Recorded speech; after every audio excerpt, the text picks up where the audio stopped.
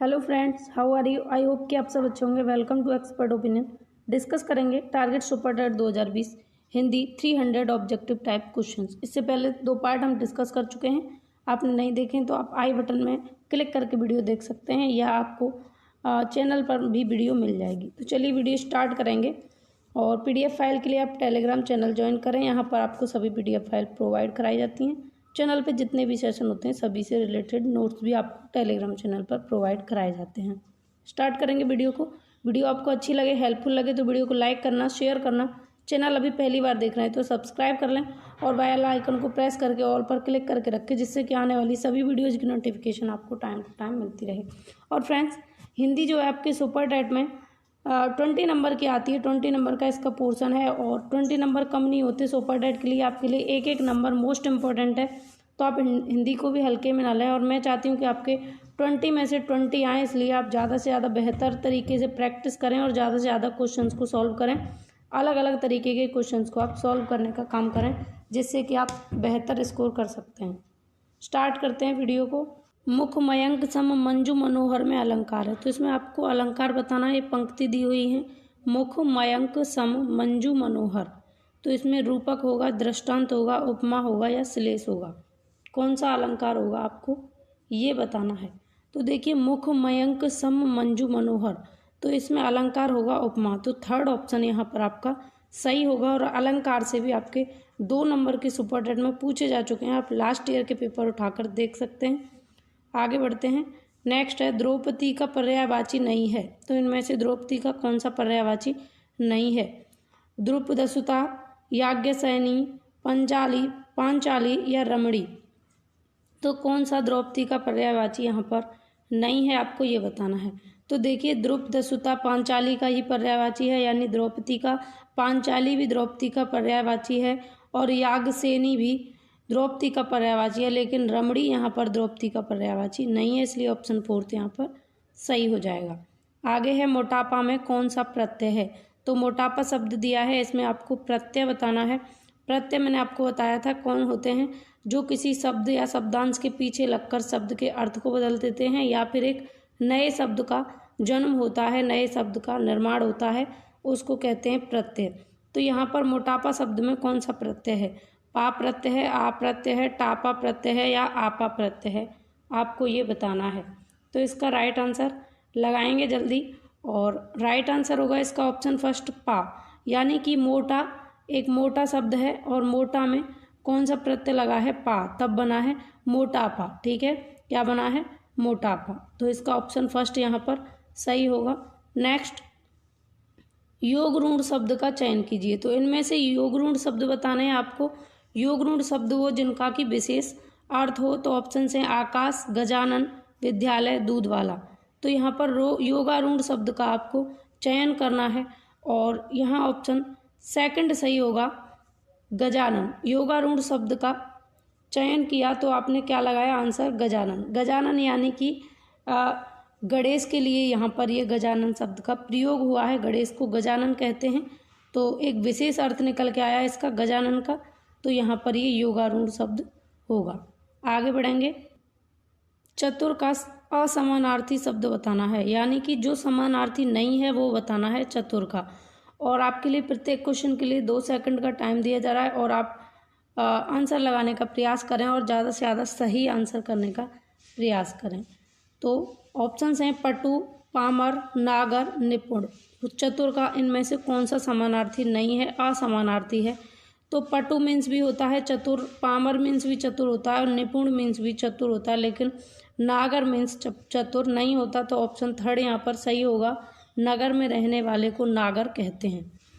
Next है question, देखी रूप लोचन ललचाने, हर से जनु निज निधि पहचाने, लोचन मग रामई उर आनी, दीने पलक कपाट सयानी। इन पंक्ति में रस बताना है आपको, कौन सा रस होगा? तो रस से भी आपके सुपर टेट में कई क्वेश्चन पूछे गए हैं। मोस्ट इम्पॉर्टेंट टॉपिक है आपका रस। तो यहाँ पर आपको रस पहचानना है, कौन सा रस इसमें होगा। ऑप्शन हैं आपके वात्सल्य, भक्ति, संयोग श्रृंगार, वियोग श्रृंगार। श्रृंगार रस भी 2 प्रकार के होते हैं, संयोग श्रृंगार और वियोग श्रृंगार। जहाँ पर संयोग होने की बात हो यानी कि मिलन की बात हो, प्रेमी प्रेमिका के मिलन की बात हो तो संयोग श्रृंगार होगा, और वियोग जहाँ विछड़न की बात होगी वहाँ पर वियोग श्रृंगार होगा। तो यहाँ पर देखिए, देखी रूप लोचन ललचाने, हर्ष जनु निज निधि पहचाने, लोचन मग रामई और आनी, दीने पलक कपाट सयानी। यानी कि सीता का राम से मिलन की बात हो रही है तो यहाँ पर संयोग श्रृंगार होगा, ऑप्शन थर्ड यहाँ पर सही होगा। नेक्स्ट है, सुदामा चरित्र के रचनाकार हैं। सुदामा चरित्र एक रचना है, इसके रचनाकार आपको बताना है। रसखान, नरोत्तम दास, सूरदास या कृपाराम। तो राइट आंसर लगाना है, क्या होगा, और इसका राइट आंसर होगा ऑप्शन सेकंड, नरोत्तम दास। सुदामा चरित्र के रचनाकार हैं नरोत्तम दास, ऑप्शन सेकंड सही है।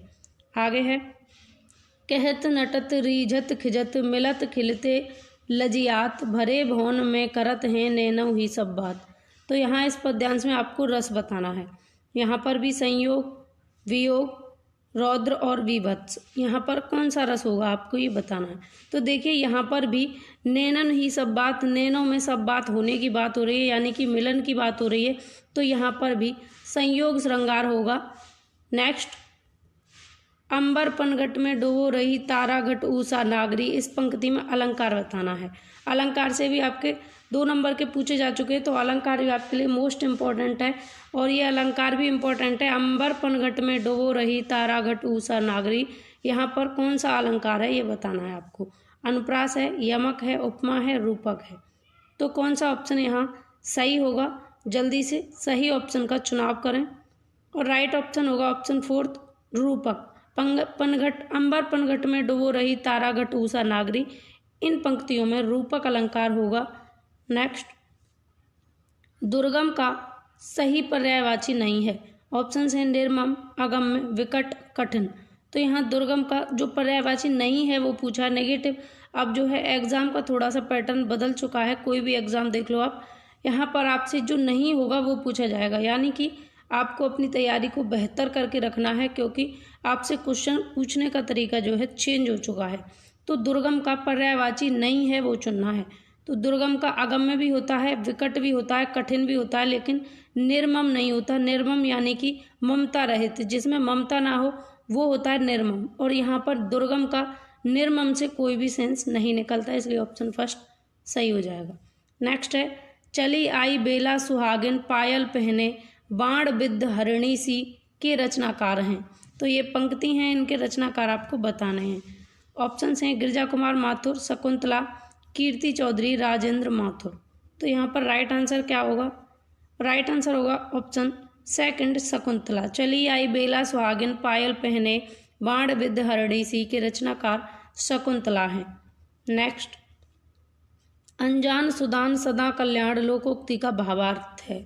तो लोकोक्ति दी है आपके लिए, अनजान सुदान, अनजान सुजान सदा कल्याण, इसका आपको अर्थ बताना है, भावार्थ बताना है।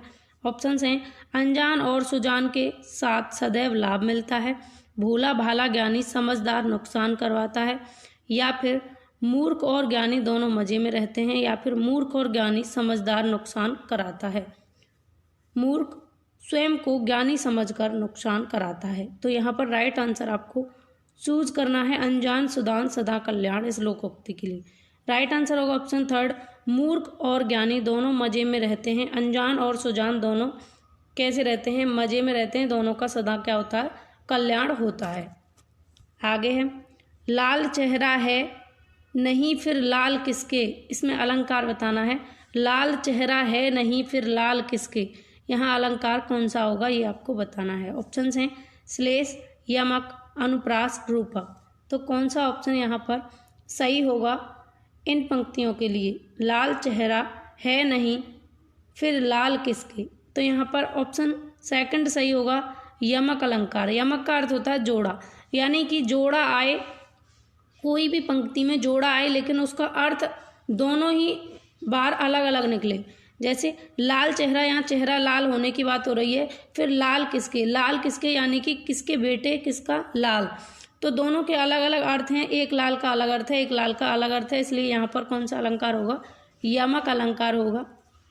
आगे बढ़ेंगे, फिट और इंसान शब्द हैं, फिट एक फिट शब्द है, एक इंसान शब्द है, ये बताना है कैसे हैं, देशज हैं, आगत हैं, तत्सम हैं, तद्भव हैं। तो राइट आंसर आपको लगाना है। फिट और इंसान शब्द आगत शब्द हैं, इसलिए इसका ऑप्शन सेकंड सही होगा। और फ्रेंड्स, आउट ऑफ 20 आपके कितने ठीक हों ये भी आपको बताना, अपना स्कोर देखते चलना है। और आपको वीडियो कैसी लगी, वीडियो अच्छी लगी हो तो कमेंट करके हमें ज़रूर बताएं। और वीडियो अगर हेल्पफुल लगे तो अपने फ्रेंड्स के साथ में ज़रूर शेयर करें, जिससे सभी हेल्प पा सकें। नेक्स्ट है, क्षितिज किसे कहते हैं? तो जहाँ धरती और आसमान मिले हुए दिखाई देते हैं, जहाँ धरती और आकाश पास पास होते हैं, जहाँ तक धरती दिखाई पड़ती है, जहाँ से धरती और आकाश दिखाई पड़ते हैं। तो इसका राइट आंसर क्या होगा?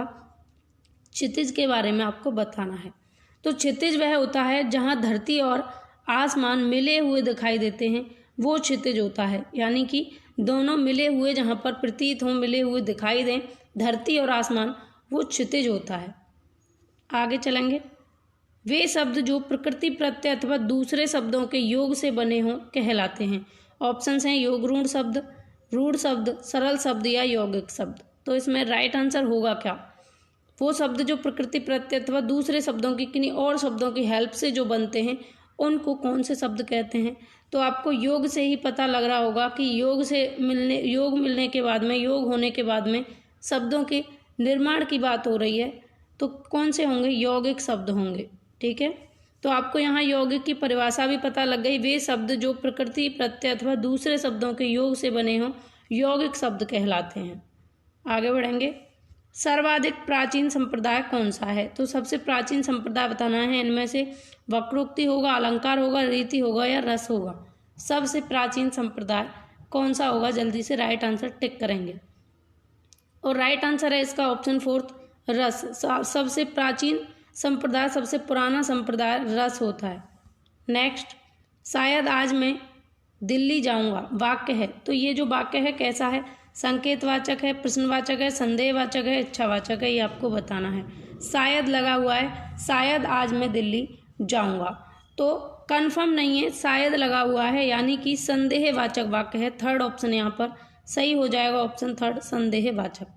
नेक्स्ट है, अनुपस्थिति पद में कौन सा समास है? ऑप्शंस हैं तत्पुरुष, कर्मधारय, द्विगु या द्वंद्व। अब राइट आंसर आपको टिक करना है, अनुपस्थिति पद में कौन सा समास होगा। जल्दी से लगाएंगे राइट आंसर। और राइट आंसर है इसका ऑप्शन फर्स्ट, तत्पुरुष समास होगा अनुपस्थिति पद में, यानी कि बिना उपस्थिति के। अनुपस्थिति, ना उपस्थिति या बिना उपस्थिति। जब इसमें कौन सा जो होता है तत्पुरुष होता है, नंज तत्पुरुष उसमें होता है बिना उपस्थिति के। नेक्स्ट, कलाकार में जन्मजात डैश अनिवार्य है। तो कलाकार में जन्मजात कौन सी चीज़ अनिवार्य है? कोई कलाकार है, उसके अंदर शक्ति, रुचि, उत्सुकता, प्रतिभा। तो आपको राइट आंसर टिक करना है।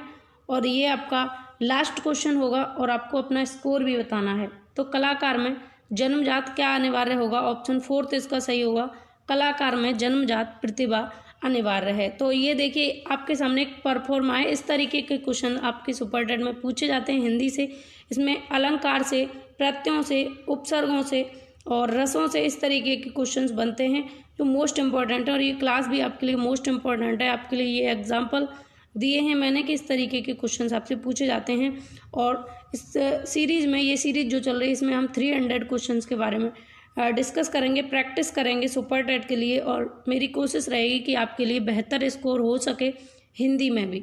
तो फ्रेंड्स, आपको वीडियो अच्छी लगी हो तो वीडियो को लाइक करना, शेयर करना, और चैनल को अभी तक अगर आपने सब्सक्राइब नहीं किया है और पहली बार देख रहे हैं तो प्लीज़ सब्सक्राइब कर लें और बेल आइकन को प्रेस कर लें, जिससे कि चैनल पर जो भी अपडेट हो आपको मिलते रहें। पर डे आपके लिए 2 से 3 क्लास होती हैं, तो आप अपडेट पाने के लिए सब्सक्राइब करके रखें। और इस वीडियो में बस इतना ही, मिलेंगे नेक्स्ट वीडियो में। Take care, Radhe Radhe.